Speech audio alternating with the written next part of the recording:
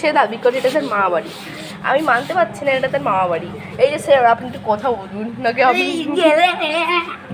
দেখতে পাচ্ছেন ওর মানসিক অবস্থা খুব খারাপ, ও একটু পাগল পাগল হয়ে গেছে, যার জন্যে আমাকে মারতে আসছে। কিন্তু সাহস, আমার পাগলের মতন করছে।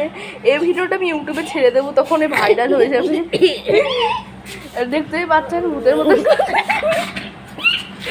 এই আবার আমাকে দিদি মানে দিদি মানে দিদি আমি প্রভাবিত করছে, বলছে আমি নাকি তার দিদি, এটা নাকি তার মামা বাড়ি। কীভাবে বলতে পারে? এই যেটা ভাটার ছেলে, তাই করিয়ে নিয়ে আসা হয়েছিল, তোর মাও তাকে চিনতে পারবি না,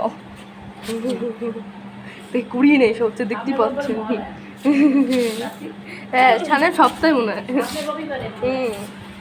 দেখতে পাচ্ছেন।